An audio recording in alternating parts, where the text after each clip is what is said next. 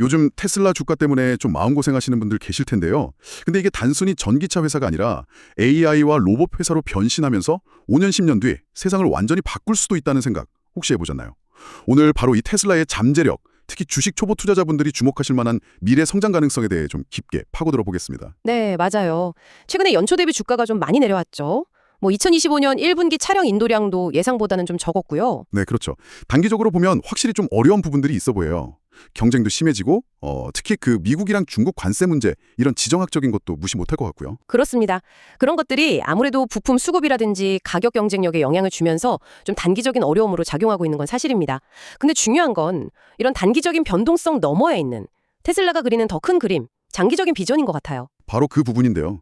이런 어려움 속에서도 왜 사람들이 장기 성장 가능성을 크게 보는지, 특히 이제 막 투자를 시작하신 분들이 좀 희망을 걸어볼 만한 포인트는 뭘까요? 우선은 에너지 사업의 성장을 좀 주목해야 합니다. 이게 단순히 자동차 팔면서 부수적으로 하는 게 아니고요. 이미 2024년에 37%나 성장했고 매출도 1,000억 달러가 넘었어요. 이건 테슬라의 핵심 성장 동력 중 하나로 봐야죠. 와, 에너지 사업이 그렇게 컸군요. 자동차 회사가 아니라 에너지 기업으로 봐도 될 정도네요. 네, 그렇죠. 앞으로 전력망 혁신이나 에너지 인프라 쪽으로 확장할 가능성도 충분히 시사하고 있습니다. 그럼 자동차 외에 또 다른 핵심은 역시 AI하고 로봇 이쪽이겠죠? 여기가 사실 제일 흥미로운 것 같아요. 맞습니다. 테슬라 스스로도 이제 그냥 전기차 회사가 아니라 AI 기업이라고 정의하고 있잖아요. 이 분야에 정말 막대한 투자를 하고 있습니다. 대표적인 게 그 자체 AI 칩 개발인데요.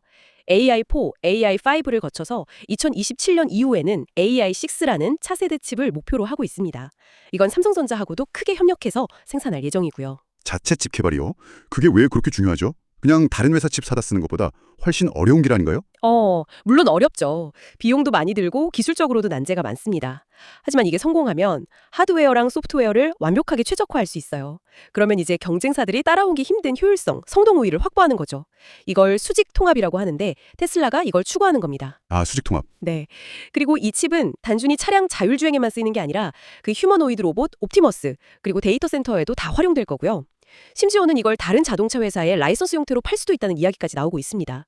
엔비디아랑 경쟁하겠다는 거죠. 와, 정말 큰 그림이네요. 그 인간형 로봇 옵티머스도 빼놓을 수 없죠. 아직은 좀 초기 단계 같아 보이긴 하는데 이건 잠재력을 어디까지 봐야 할까요? 옵티머스는 그냥 공장 노동력 대체 이 정도로만 보면 안 될 것 같아요. 테슬라 AI 기술력의 어떤 집약체, 상징적인 존재로 봐야 합니다. 물론 당장 상용화돼서 막 돌아다니긴 어렵겠지만 공장 자동화부터 시작해서 나중에는 물류 시스템이랑 연계될 수도 있고요. 활용 범위는 정말 무궁무진하다고 봅니다. 테슬라가 그리는 미래 노동 환경의 핵심 축이죠. 그리고 아마 가장 많은 분들이 기대하시는 게 자율주행, FSD 기술이랑 로보택시일 텐데요. 이쪽으로 어떻게 진행되고 있나요? 지고 있습니다.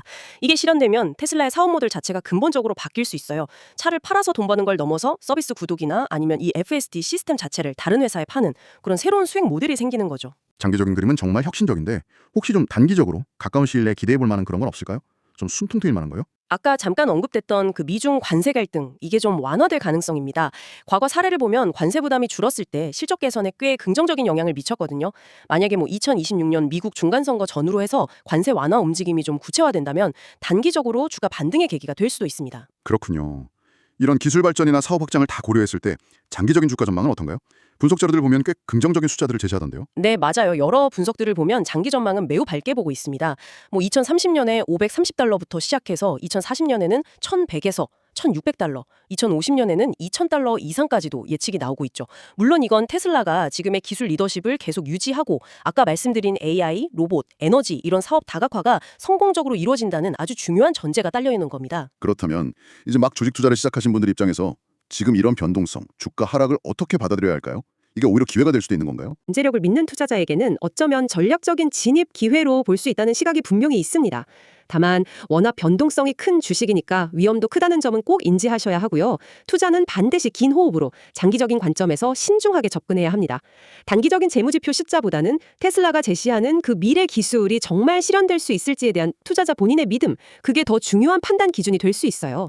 만약 이 기술들이 정말 가능하다고 강하게 믿으신다면 현재 주가는 미래 가치에 비해서는 저평가되어 있다고 볼 수도 있는 거죠. 테슬라는 단순히 도로 위 자동차를 바꾸는 걸 넘어서 에너지 시스템, 인공지능, 심지어는 노동의 미래까지 완전히 새롭게 정리하려는 정말 거대한 꿈을 꾸고 있는 것 같습니다. 여러분은 테슬라의 이런 기술적인 야망이 앞으로 10년, 20년 뒤 우리 삶과 경제에 과연 어떤 파장을 일으킬 거라고 생각하시나요? 이 질문을 한번 곱씹어 보시는 것도 아주 흥미로운 시간이 될 것 같습니다.